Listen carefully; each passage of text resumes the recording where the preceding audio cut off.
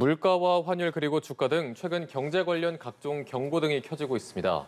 정부가 주말 사이 비상경제 장관 회의를 열고 대책 마련에 나섰는데요.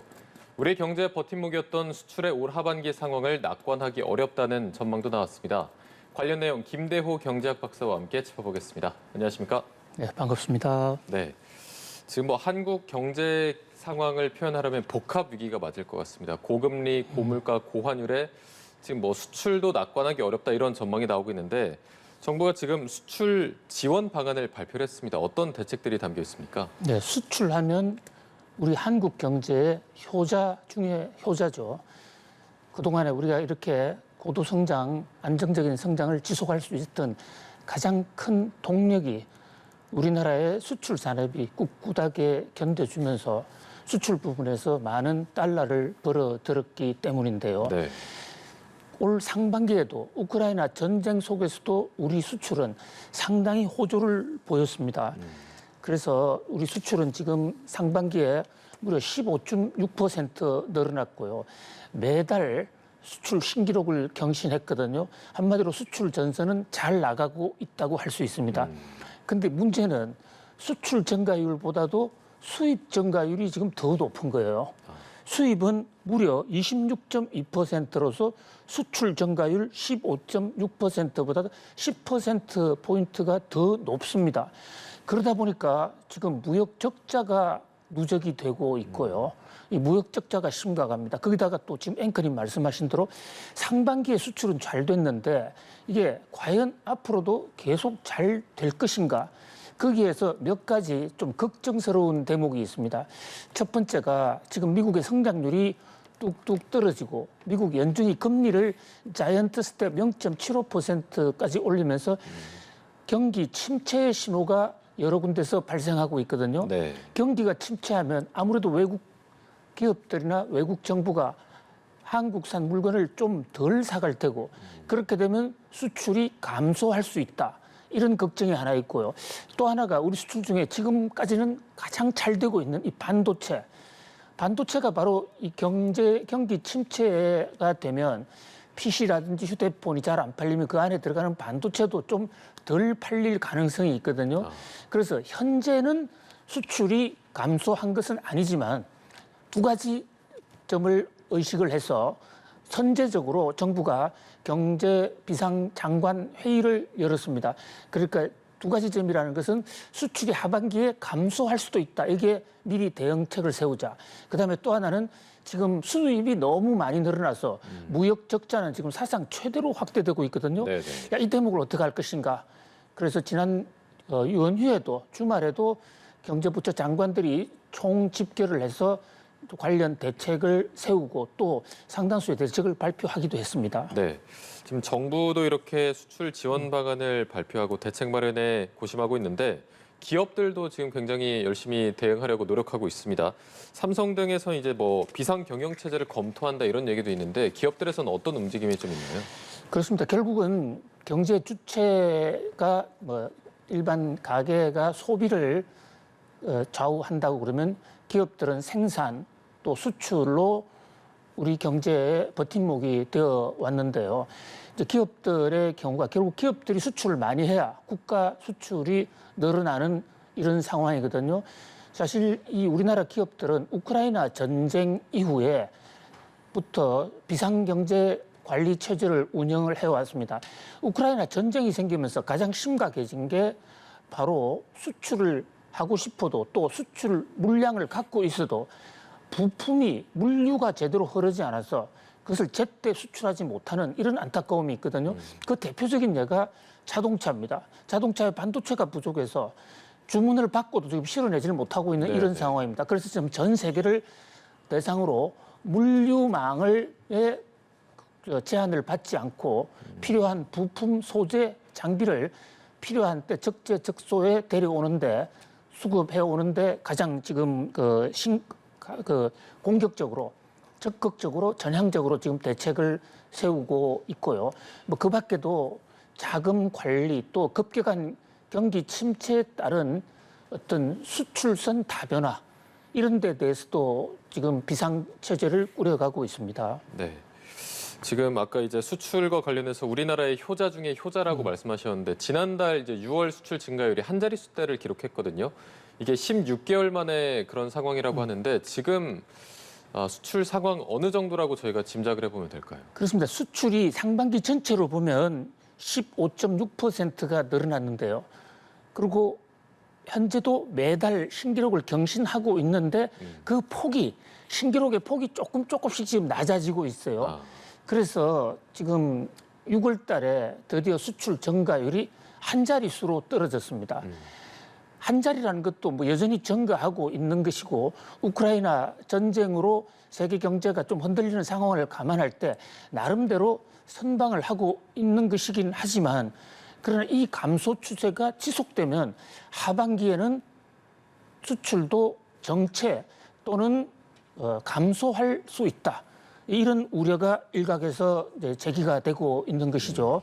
특히 물류 공급망 문제가 해소될 기미를 현재 보이지 않고 또 우크라이나 전쟁이 종기 종전이나 휴전될 가능성이 별로 보이고 있지 않은 그런 상황이거든요.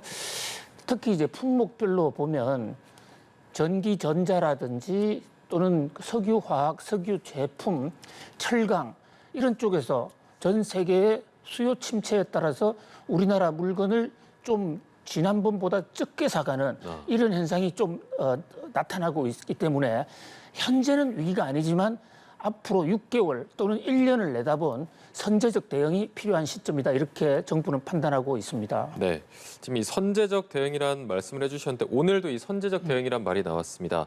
오늘 이제 경제통화금융당국 수장들이 한 자리에 모여서 대책들을 논의했는데 선제적으로 좀 대응을 해야 된다 이런 말을 했습니다. 어떤 대책들이 좀 나올 수 있을까요? 예, 지금 우리나라의 금융 재정을 총괄하는 총책임자를 꼽아보면 추경호 경제부총리 겸 기획재정부 장관 재정정책을 총괄하고 있고요. 통화 금리 정책에서는 이창용 한국은행 총재, 그다음에 금융 질서를 바로 잡는 대목에서는 금융감독원 이복현 원장, 또 금융정책을 수립하는 데는 금융위원회 김소영 부위원장, 거기다가 최상목 청와대 경제수석까지 지금 5명이 한 자리에 모였습니다. 네. 그래서 지금 뭐 현 상태가 당장의 어떤 문제를 비상 상황을 선언해야 될 정도는 아니지만 전 세계 각국에서 경기 침체 신호가 들려오고 있고 또 물가가 계속 올라가고 있습니다.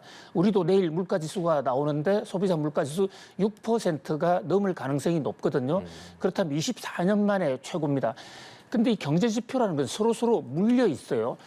이를테면 물가가 오르면 환율이 치솟고 또 환율이 치솟으면 수출이 잘 안 되고 그 결과로 다시 국제 수지가 악화되고 물가가 다시 오르는 그런 각도에서 재정, 통화, 금융 당국, 금융 정책 이런 수장들이 한 자리에 모여서 선제적으로 대응을 하자. 한쪽에 문제가 있더라도 같이 대응을 하고 또 한쪽에서 시그널이 있으면 다른 쪽 소관이라 하더라도 토스를 해서 긴급하게 입체적으로 대응을 하자. 뭐 이런 어떤 정부의 강력한 의지 이런 것을 보이고 있고 앞으로도 이 시스템을 거의 매일 상설화시키는 이런 방안을 지금 강구하고 있습니다. 네, 주말에도 비상회의가 열리고 이렇게 모든 재정경제통화당국 수장들이 모인 것만 해도 지금 상황이 얼마나 심각한지를 보여주는 것 같습니다.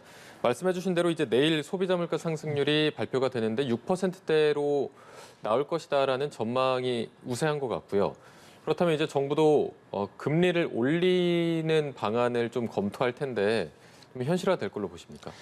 예, 바로 이 대목에 우리 경제에 가장 큰 고민이 있습니다. 물가를 잡기 위해서는 금리를 추가적으로 더 올려야 되는 것이 이제 이론상 금리 인상이 불가피한 것으로 보이거든요. 또 정부의 재정 속도에 대해서도 돈 푸는 속도를 좀 더 덜 풀어야 물가를 막을 수 있습니다. 그 밖에도 각종 사회 경기 부양 대책도 스톱을 하거나 좀 줄여야 됩니다. 그런데 문제는 물가 하나만 지금 문제가 아니라 또 성장률도 문제고 또 가계부채도 문제거든요. 바로 이래서 이것을 이제 흔히 추경호 부총리는 이것을 복합 경제 위기다. 영어권에서는 이것을 퍼펙트 스톰이라 해서 태풍이 여러 가지 태풍이 한꺼번에 밀어닥치는 현상.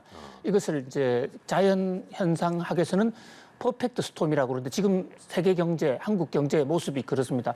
그래서 금리를 대폭 올리면 물가는 잡을 수 있겠지만 그 과정에서 영끌 투자한 사람이라든지 또는 서민 경제, 빚을 갚아야 되는 사람, 부채가 갑자기 높아지거나 코로나 때 애로를 겪었던 중소 자영업자들이 무너질 수 있기 때문에 그 조화를 두 마리 토끼를 어떻게 잡냐. 여기서 말하는 두 마리 토끼라는 것은 물가도 잡고 경제 어려움도 해소하는 그 가장 이상선이 어떻게 되겠냐. 거기서 검통위가 지금 7월 달에 정례 회의를 소집해 놓고 있는데요. 현재로서는 금리 인상은 거의 불가피한 것으로 보입니다. 그런데 금리 인상을 0.25%를 하느냐 아니면 우리도 미국처럼 이제 빅스텝이라고 해서 0.50%를 하느냐. 미국과의 금리 격차를 따라잡기 위해서는 0.50을 해야 된다는 주장도 설득력을 얻고 있습니다만은 이 경우에 경기가 급속하게 침체될 수 있다. 그래서 0.25로 그치자 이러는데 이 과정의 고민을 지금 많이 하고 있고 그 결단을 앞두고 지금 정부가 좌고 우면 아주 수기를 하고 있는 것으로 보입니다. 네, 이제 박사님께서 항상 말씀해 주시는 게 경제에 답은 없다고 해주셨는데 네. 기준금리를 좀 몇 퍼센트 올리는 게 바람직하다고 보십니까? 개인적으로 의견으로는요. 예, 물가만 생각하면 뭐 한 10% 정도를 올리면 네. 당장에 잡을 수도 있겠지만 네네. 이 경제라는 게 뭐 답이 없다기보다도요 서로가 물고 물려 있기 때문에 이를테면 우리가 약을 먹을 때 암이 걸렸다 했는데 그 암 퇴치 주사를 마구 놓을 수도 있는데 그 주사를 몸이 견디지 못해서 주사 중독적으로 사람이 죽을 수도 있거든요. 그런 면에서 이게 조화가 중요하다는 것이죠. 그래서 물가도 결코 놓칠 수 없는 우리 경제의 큰 위험 복병이고요. 또 지금 어려운 서민 경제 이것을 갑자기 꺼주어도 안 되는 것이거든요.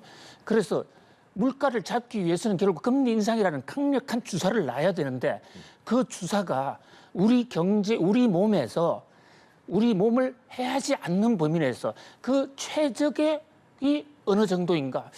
저는 개인적으로 0.25도 아니고 0.50도 아닌 그 중간 정도 올리면 어떻겠나 이런 생각도 해봅니다. 금리라는 꼭 0.25 단계로 올리라는 법이 있는 것은 아니거든요. 네네. 0.1, 뭐 0.125 이런 단계로도 얼마든지 올릴 수 있기 때문에 아무튼 그 균형, 조화가 중요하다 이렇게 말씀을 드리겠습니다. 네, 알겠습니다. 자, 저희가 국가 채무 상황도 한번 살펴보도록 하겠습니다. 지난 5년 동안 400조 이상이 증가해서 지금 1,000조 원을 돌파한 상황이라고 하는데 이 국가 채무가 1,000조 원을 돌파한 상황 저희가 어떻게 보면 되겠습니까? 예, 우리나라의 국가 채무는 GDP 대비 비율 면에서는 아직도 다른 나라에 비해서는 비교적 여유가 있는 것처럼 지표상 그렇게 나타나고 있습니다. 네. 그런데 이제 여기서 두 가지 문제가 있어요. 하나는 속도인데 지난 5년간 속도가 너무 빨리 늘어났습니다. 우리 채무가 세계에서 가장 빠르게 늘어났습니다. 코로나 팬데믹도 있었지만 다른 나라도 코로나 팬데믹이 있었다는 것을 감안할 때 우리나라의 채무 증가 속도는 조금 지나쳤다. 채무가 이제 갑자기 늘어다 보니까 지금 1,000조 600조에서 1,000조로 돼버렸단 말이죠. 네. 그런데 이 채무는 갚아야 됩니다. 또 이자를 내야 됩니다. 이자가 이자를 부르기 때문에 가만히 둬도 한 번 늘어난 채무는 덩치가 계속 마치 산에 굴러가는 눈덩이처럼 커질 가능성이 있다고요. 그다음에 우리는 지금 이 베이비붐 세대들, 은퇴 세대들이 아직도 완전히 다 은퇴하지 않았습니다. 서양의 경우나 유럽, 미국의 경우에는 이미 은퇴했기 때문에 국가 부채가 늘어난 측면이 있거든요. 그런데 우리는 지금 막 은퇴하고 있기 때문에 가만히 둬도 자금의 수요가 많기 때문에 좀 더 엄격하게 지금부터 관리할 필요가 있다. 그다음에 우리나라는 국가 부채무에 공기업 채무가 지금 빠져 있습니다. 우리나라 공기업이 유럽이나 미국보다 훨씬 더 많거든요. 그런 면에서 조심해야 된다. 정부가 이 대목도 국가 재정 비상대책회의를 열고 앞으로 재정을 확장 재정에서 안정 재정, 건전 재정으로 가는 그런 어떤 대책을 세우기로 해서 곧 빠르면 이번 주에 관계장관 회의를 하거든요. 국가 채무는 미래에 갚을 후손의 빚이기도 하지만 지금 당장의 저게 우리나라의 신용도를 떨어뜨리고 금리를 올립니다. 그러니까 지금도 나쁘고 미래에는 더 나쁘다 이렇게 평가할 수 있겠습니다. 네, 아까 이제 말씀하시기를 지표상으로 보면은 우리나라가 이제 다른 국가와 비교하면 비교적 여유가 있어 보인다라고 해주셨는데 다른 국가 채무 상황은 어떻습니까? 예, 제가 우리나라의 채무 상황이 지표상으로 여유가 있다라고는 말씀 안 드리고 여유가 있는 것처럼 보인다라고 정확하게 잘 짚어주셨는데요. 네네. 그렇습니다. 지금 GDP 대비 우리나라 국가 채무가 약 60%, 50%, 60%. 원래 이게 40%좀 미달했던 것이거든요. 근데 지금 이게 미국의 경우에는 100%, 일본의 경우에는 200%. 그런데 이것을 미국과 일본하고 단순 비교할 수가 없는 게요. 미국의 경우에는 기축통화국입니다. 통화가 부족하면 미국은 연방은행에서 조폐공사에 얘기를 해서 그냥 돈 찍어내면 됩니다. 일본도 준기축통화국이거든요. 그리고 일본이 전 세계에 채권을 많이 갖고 있어요. 우리나라는 그렇지가 않다고요. 우리나라는 당장에 달러가 떨어지면 그것을 빌려와야 되는데 이것을 못 빌려오면 1997년 IMF 외환 위기를 맞을 수 있다. 이런 각도에서 우리나라의 이 채무 비율이 60%나 50%가 결코 안전한 수준이 아니고 또 말씀드린 대로 우리나라는 지금 베이비붐 세대들이 폭발적으로 늘어나고 있고 공기업들의 채무까지 합산 채무에 있어서는 지금 상당히 부채 수준이 높거든요. 네. 그래서 결코 이 GDP 대비 채무 비율이 50% 아직은 안전하다. 지표상으로는 그렇습니다만 그러나 결코 안심할 수 없다. 그런 면에서 정부가 재정 건전성에 지금 피치를 내고 재정 준칙 같은 것도 만든다고 그러거든요. 재정 준칙이 매우 중요합니다. 지금 OECD 국가 중에서 재정 준칙이 없는 나라가 우리나라밖에 없습니다. 미국이나 많은 선진국들 또 동남아에 있는 많은 이 국가들의 경우에는 채무가 더 늘려면 국회 동의 절차나 국민 합의 절차가 있어야 되는데 우리는 그 절차가 없이 마구 찍어낼 수 있도록 지금 제도적인 장치가 없거든요. 이 대목도 이번에 만든다고 그러니까 한번 기대를 해보겠습니다. 네, 지금 이제 우리 정부도 건전 재정으로 전면 전환할 계획이고 지금 해외 주요국들도 이런 재정 긴축, 재정 지출에 대해서 좀 신중하게 접근해야 된다 이런 의견들이 많이 나오고 있습니다. 현실적으로 부작용 같은 걸 줄이면서 재정 건전성을 확보할 수 있는 방안들 어떤 게 있을까요? 예, 가장 지금 중요한 게 강력한 효율적인 정책이 바로 지금 언급해 주신 재정 준칙이라는 겁니다. 이것은 재정 준칙은 IMF 국제통화기금이 전 세계 선진국들에게 강력하게 권고하는 사안이거든요. 그러니까 채무 비율이 몇 % 넘어갈 때는 반드시 그 사안을 국민적 동의와 국회 동의를 걷고 또 그걸 국제기관에 통보를 하도록 하면 돈을 쓰는 이 주체들 입장에서는 아무래도 조심을 할 수밖에 없겠죠. 네. 그런 면에서 이 재정 준칙을 제정하는 것이 아주 필수적이다 이렇게 볼 수가 있고요. 이제 또 하나는 이 재정의 그 지출 속도, 이를테면 국민연금의 개혁. 지금 이게 10여 년간 정체되고 있는데요. 특히 앞으로는 베이비붐 세대들이 본격적으로 퇴진을 하면 그쪽에서 사회복지 수요, 연금 수요가 폭발적으로 늡니다. 그러면 가만히 있어도 재정이 지금 적자가 누적될 가능성이 높거든요. 그런 면에서 국민연금 개혁이 시급하고요. 또 공기업, 지금 공기업의 그 누적 부채 상당히 심각한 수준입니다. 이게 지금 국가 채무에는 안 잡히는 살짝 숨어 있어요. 그런데 이것이 폭발하면 결국 공기업 부채는 국가가 메워줘야 되기 때문에 공기업 개혁에도 좀 더 속도를 내야 한다 이렇게 보고 있습니다. 네, 정부가 이 공공기관에 대한 고강도 혁신을 추진하면서 이제 파티는 끝났다 이런 말을 했습니다. 이제 기관장들에 대해서 좀 대대적인 교체를 예고한 것으로 보이는데 어떤 기관장들의 교체가 좀 예고되고 있습니까? 예, 지금 우리나라에 정부 돈으로 설립을 해서 공적인 임무를 맡고 또 그 예산도 정부가 100% 또는 거의 절대액을 다 대주는 공공기관이 370개가 있습니다. 엄청나게 많은 기관이 있어요. 네. 그런데 이제 이 기관의 수장들이 전임 정부에서 대부분 선임을 하지 않았습니까? 어떤 경우에는 전임 정부에서 선임을 했다 하더라도 더 잘하는 분들도 얼마든지 있을 수가 있는데요. 네. 그러나 이제 문제는 이 공공기관, 공기업의 특성이 정부의 공적 기능을 주로 담당하다 보니까 새 정부와의 코드가 어떤 굉장히 중요시되고 또 새 정부가 어떤 일을 하려는데 공공기관 때문에 못하면 안 된다.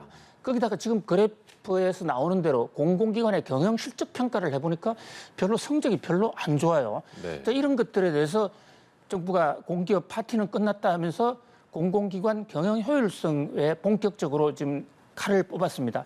근데 결국 가장 중요한 것은 수장인 공공기관장이겠죠. 그리고 공공기관장을 대대적인 지금 교체를 갱신을 특히 그 부채가 많거나 경영 실적이 나쁜 쪽은 책임을 묻는 이런 방식으로도 교체를 지금 준비하고 있고요.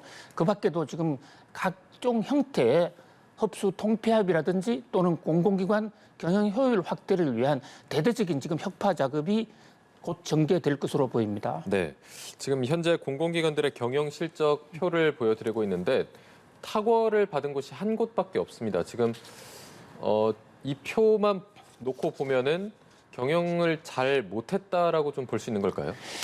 예, 근데 이 공공기관 경영 실적 평가 점수표 지금 보시고 있는데 이 표도 좀 왜곡이 굉장히 심합니다. 왜냐하면 문재인 정부 당시에 공공기관 평가 점수에서 재정 건전성이라든지 또는 부채 상황, 자산 상황 이런 점수 비중을 대폭 줄이고 사회적 기여도, 정부 정책에 대한 호응도 이를테면 문재인 정부가 일자리를 늘려야 된다 해서 공공기관장 중에서 일자리를 마구 늘리면 그것이 평가 점수가 올라가는 거예요. 그런 면에서 새로 나온 공공기관 이제 경영 실적 평가표를 정부가 새로 만들고 있는데요. 그 표에 따르면 지금보다도 성적이 훨씬 더 떨어진다는 것이죠. 물론 공공기관의 사회적 기여도도 매우 중요합니다. 그런데 아무리 사회적 기여도가 중요하더라도 그 기관이 존립이 안 되면 일을 할 수가 없지 않습니까? 네네. 그래서 그 존립을 가능케 해주는 재무구조의 건전도라든지 이런 것에 대한 배점이 높아져야 되는데 이것을 실제로 높이면 우리나라 금융기관은 상당 부분이 지금 부실로 나타난다. 그렇다면 거의 전면 혁파가 불가피하다 이렇게 볼 수 있을 것으로 보입니다. 네, 알겠습니다. 오늘 말씀 여기까지 듣겠습니다. 김대호 경제학 박사와 함께했습니다. 오늘 고맙습니다. 감사합니다.